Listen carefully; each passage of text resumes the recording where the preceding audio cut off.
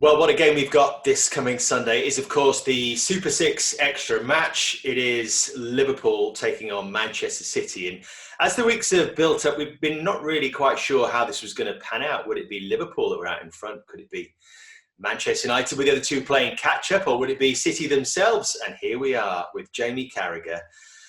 That gap is there between Liverpool and Manchester City. And after watching the results this week, Jamie, how do you see this game now on Sunday? Has it got to the stage where Liverpool just can't afford to lose it? Yes, without a doubt. In terms of the title, I think even drawing it would completely write Liverpool out of it in some ways as well. I think the gap at this moment can only be bridged by making sure Liverpool beat their biggest rival or rivals going for the title. So I think if Liverpool don't win the game, I don't think there's any hope, certainly between now and the end of the season, of the title. I think those hopes are slim anyway. I think the form City are in, the form Liverpool are in, the problems Liverpool have injury-wise. So I think if there's any glimmer of hope for Liverpool in this title race, they have to win on Sunday. How impressive, Jamie, has this City run been? Was it 9 straight wins, conceding just 1 goal in that time? It has, and it wasn't something I saw coming, certainly at the start of the season. It looked like City were having the same problems as most teams at that stage, but they've now built on the resilience and the quality, I would say, of the team defensively. Normally we associate Pep Guardiola's teams with free-flowing football, goals, left, right and centre. You actually think of the team 2 or 3 years ago of Sane, Aguero, Sterling. You know, no Aguero really this season. Sane's moved on. You think of even Raheem Sterling's probably not having his best season. He's had better seasons as well. No De Bruyne at this moment. David Silva's moved on as well. So it is a different City team, and it's been built on, as I said, the clean sheets really. And I think in Ruben Dias, I think for me, if you're asking me right now, who's Player of the Year, I would say it was him. I think he's had such an impact on Manchester City from where they were certainly last season on the back of losing Company and Laporte being out for so long. I think that's you could argue that's been the signing of the season, and if City go on to win the title as they look like they may do. And that's remarkable, really, Jamie, when you think about how young he is. He's stepping into a completely unknown league, and we always talk about the Premier League as being this really physical league that players struggle to come into. Yet it's been a breeze for him. Yes, it has, and I think the attention on John Stones, and rightly so, I think we're all really pleased that he's shown what we all feel he's capable of. But I would also credit Ruben Dias with some of the performances John Stones have put in, because I think top centre-backs and leaders, I think leaders maybe the important word there in terms of how they affect other players. And I think that what he's done for the rest of the defenders in that team, the way Pep Guardiola speaks about him when you watch him, the communication, the organisation skills as well. And I go back to a goal, I think the first goal Man City scored at Chelsea, which is a really pivotal game, I think, when you look back at where City's season changed, really. And when the first goal went and everyone was celebrating, he was actually, the cameras caught him on Sky in the huddle, actually not celebrating the goal, but almost telling other people what to do. And when the kickoff happens again now and organising people. And I thought for a new player and a young player, he's obviously got huge leadership qualities. And I think in the future he'll be a City captain. I have no doubt about that. But as I said, I think he's completely turned around where Man City and Pep Guardiola were last season, when you think they actually lost 9 league games last season. So they were a long way off where they needed to be. And obviously things have been tweaked in different ways, but for me, he's been there to stand out. Let's chuck in a couple of more buts, though. You've already mentioned no Aguero, no De Bruyne. City haven't won in the last 17 Premier League trips to Anfield since 2003. So obviously there's something there in the mindset when they go to play against Liverpool. Yes, I agree. And I'm still confident Liverpool can win this game. How much I've loaded Man City there and the problems Liverpool are having, certainly at home, scoring goals against teams who are trying to make it tough for them defensively. And in Man City, you have the best team defensively, I think, in the Premier League this season. But if Liverpool get Alisson back in goal, they get Fabinho back at the back, they maybe play one of the new signings in Kabak, and maybe Jordan Henderson goes into midfield, Mane comes back into the team looks completely different to what the Liverpool team that you saw against Brighton. It's almost, that would be 4 or 5 players different. They're going to be a lot stronger and a lot tougher proposition for Manchester City. So if Liverpool went into the game with a team like that, I'd be confident Liverpool can win the game. I really do believe that. I think when, both teams have the best teams out, I'd possibly just give Liverpool the edge, really. I think Liverpool have obviously had injury problems this season. Listen, as all teams have at different stages. Man City have very rarely had Aguero or Jesus together and fit and fire, and De Bruyne's out at this moment. But Liverpool have been hurt badly with centre-back. The fact all the players have been injured in the same position is the biggest problem for Liverpool, really. So no, if Liverpool can get a much stronger side out than what they had against Brighton, I still think they've got a really big opportunity to beat Man City. And if they did, then it might throw the door open for others, like Manchester United. You'd be delighted. It's the old kissing your sister thing again, isn't it? Yeah, that's the one downside at the moment, really. But I've said this before with Manchester United. I'm not sure they quite believe they can win the league. I actually do believe Man United can win the league, and they would need Liverpool possibly to get a result at the weekend. But the season that we're in, the situation that we're in, as I said, De Bruyne's out for City. City are involved in lots of competitions as well, as United are, really. But I think the Champions League is obviously a bigger level than the Europa League. And if City go, to the latter stages of that, as you'd expect as well, a lot of stranger things have happened than, Manchester United winning the league this season, considering they are Man United. They spend top dollar on players, and they're only 3 or 4 points off the top. They've still got City to play, a place they've won, I think, in the last few years as well. So I don't get all this sort of United can't win the league.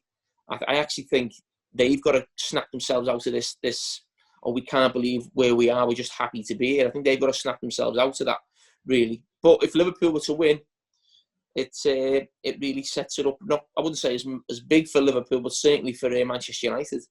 I was trying to work out who you wanted to win on Saturday night. Manchester United or Everton? Oh, I would.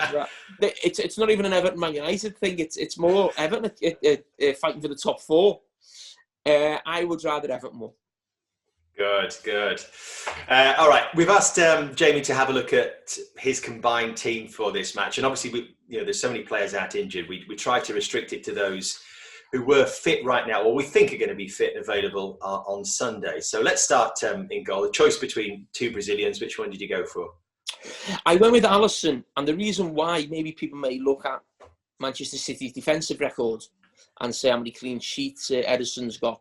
And there's very little to choose between them. I've always just felt Alisson just had the slight edge in the last couple of years, but I actually think Liverpool's situation in the league could be a lot worse without Alisson. And I actually think he's been called upon a lot more because of Liverpool's defensive problems. I think Man City's defensive record has a lot to do with their back 4, not necessarily the goalkeeper sort of keeping them in games. I think teams are finding it really difficult to actually get chances against City, create big chances and work the goalkeeper. So I actually think Alisson's made some really big saves in games as well and kept Liverpool in games at times. So that's why I've gone for Alisson. No surprises that City players dominate your back 4, given the injury problems that Liverpool have got right now. But you've gone with Andy Robertson at left back. But otherwise, it's City players all the way. Diaz and Stones, you already talked about for good reason. The interesting one for me is at right back, where Cancelo plays ahead of Trent Alexander-Arnold. Explain that one, Jamie. Well, I think Cancelo's been one of the best players in the Premier League this season. I think he's been fantastic, whether he's played right back or left back. As we know, with Pep, he likes to put his full-backs at times in midfield. And I just think Trent hasn't had his best season this season. And it's always difficult when your team's not playing well to ever be at your absolute best. Really, he's been out at different times as well.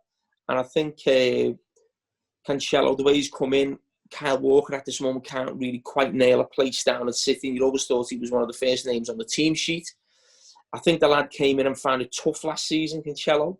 He was a lot of, I think it was 50, 60 million pounds. It was a lot of money. It's a player who Gary Neville knows well from Valencia and always spoke really highly of him. Really, but I was wasn't quite sure in that first season what he was really about. So credit to him in the second season, what he's done. Really, I think he's possibly been the outstanding fullback in the Premier League this season. So he had to play. It was just whether he plays right back or left back. And I ended up going for Andy Robertson in that position, just because he's been a mainstay for Liverpool, really. And I wouldn't say he's been his absolute best, But I actually think where Liverpool would be without him in some ways, because as I said, it's been a tough season for them. And I don't think he's missed a minute in the Premier League. He started the season really well. And with the team has dropped off a little bit slightly. But I've never felt City have had a recognised left back as such you could sort of put up against Andy Robertson. So that's why I've come for him. Just on that, do you think, I know Laporte played in a sort of back three last night at Burnley.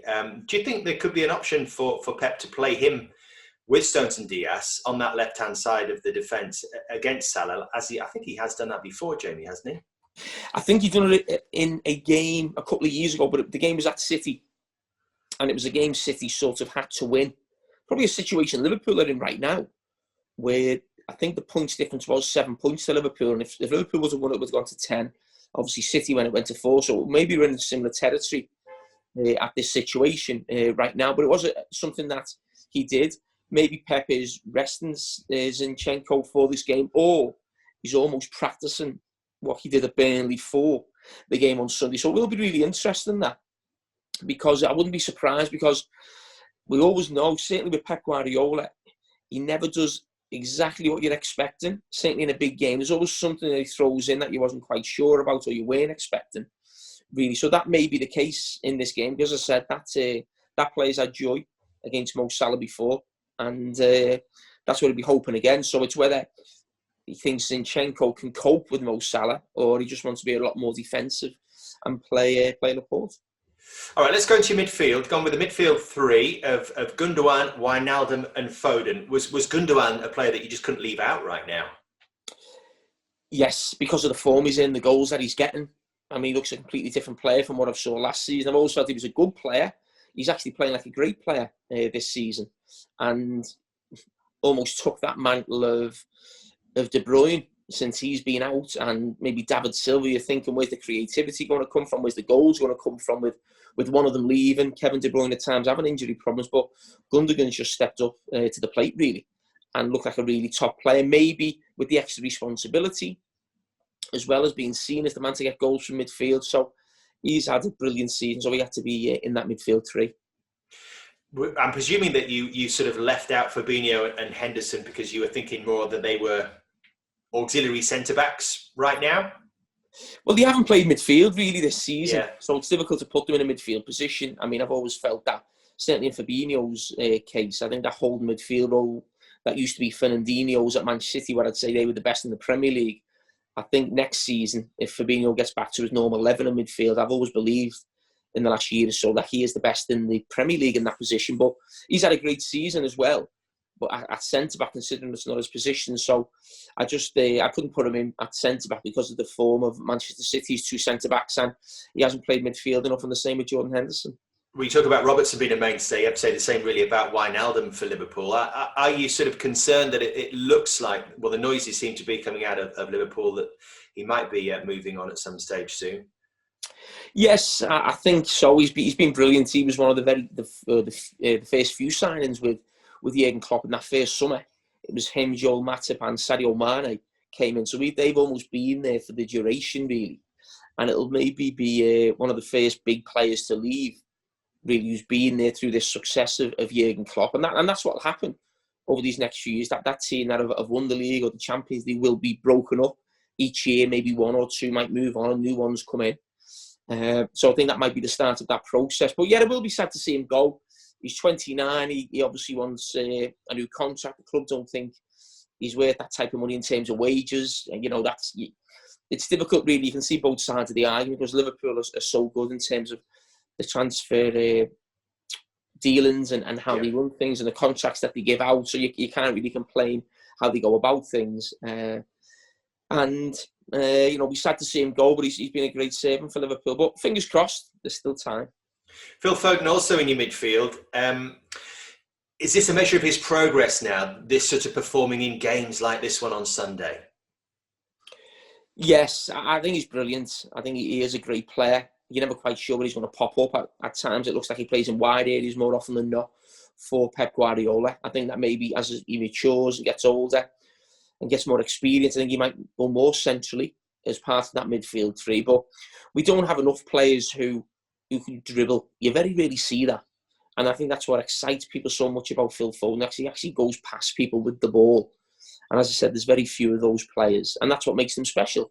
That's what makes Messi special. When we all marvel at him, we know he's amazing, but it's doing things that very few other players can do. And I think that's what Phil Foden's doing now in the Premier League. He's doing things that other players in the league can't really do. Maybe Jack Grealish is another, where they just glide past people and run at people. And I think it gets people on the edge of the seat, certainly at this moment watching from home. Yeah, can't wait to see him on Sunday. Your front three, Salah, Mane and Raheem Sterling. Does it feel a little bit like Sterling owes a performance at Anfield, if you like, in City colours? Maybe. I wouldn't say owes, because I think he doesn't know City too much, how well he's done since he left Liverpool. But he, along with the rest of the City team, have always found it difficult at Anfield. You mentioned the league record earlier on, but you've also got they come there in the Champions League game and lost 3-0. But we shouldn't forget there's no crowd there, so it should make a big difference. A lot of the influence of Liverpool and how well they do at home is the Anfield crowd as well, feeling like they're on top of you. The size of the pitch is a little bit smaller than Man City's pitch, so it allows Liverpool to be a lot more aggressive and on the front foot. But I think some of that slightly goes with there being no supporters in there, really. But he has found it tough, and maybe it's something mentally being at the club and the stick the crowd have given him when he's came back, Raheem Sterling, that he's found difficult to cope with. So it should be a lot easier with no supporters. So I think that's our team, Jamie. That you've got 6 City players in there, 5 Liverpool. We haven't got a manager. Who are you going to go for? Oh, you put me on the spot there. You hadn't thought about that one, had you? No. Come on then. I'm going for Jurgen Klopp. He's still a champion manager at this moment. We don't know if Pep's going to turn it down. So he's the manager of the champions at the moment, Klopp. So that's good for Klopp. Do you know, I was thinking the sadness of all this, if you're a Liverpool fan, they still could win the league, of course, but there might be a situation where they've won the league for the first time in 30 years and they're not going to get to properly celebrate it until the ribbons are someone else's colours on that trophy. I know. It's just the way it's. Listen, there's lots of teams in these situations up and down, the country or around the world, I suppose. I know what you mean with 30 years with Liverpool. But if you'd have said to Liverpool supporters they're going to win the league, and unfortunately you mightn't be able to see it, but they're going to win it, I think they've all signed for that anyway. And I think they'll be pretty confident in the next couple of years that the title could come back. When Liverpool get the players back, they obviously need to reinvest a little bit and improve next season if it wasn't to happen this season. But I think if Liverpool get a fully fit squad for next season, they'll be right in the running again.